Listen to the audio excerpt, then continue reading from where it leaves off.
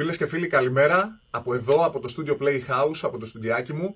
Σήμερα θέλω να μοιραστώ μαζί σας, να πούμε εδώ ζωντανά ένα τραγούδι που αγαπώ πάρα πολύ και οι στίχοι του με εκφράζουν απόλυτα. Πάμε να το πούμε μαζί.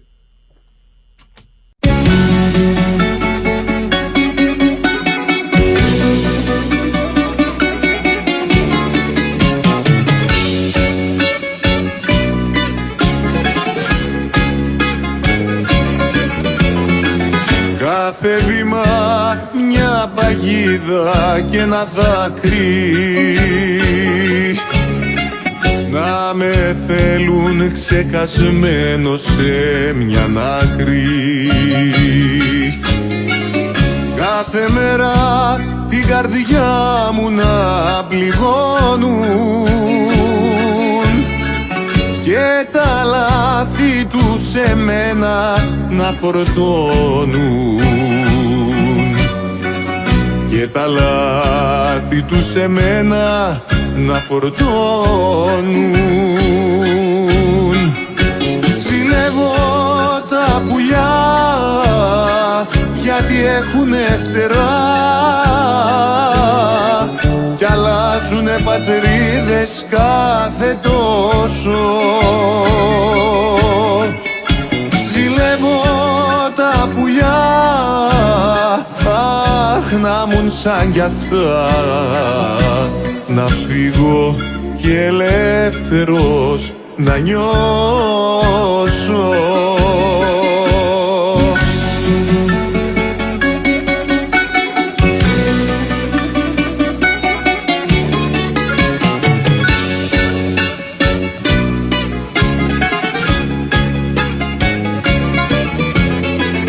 Κάθε βήμα περιμένω και ένα πόνο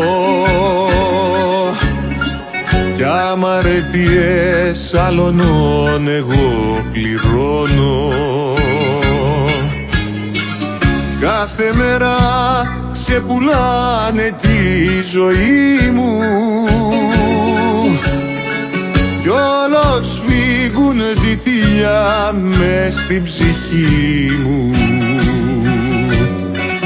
κι όλος φύγουν τη θηλιά μες στην ψυχή μου.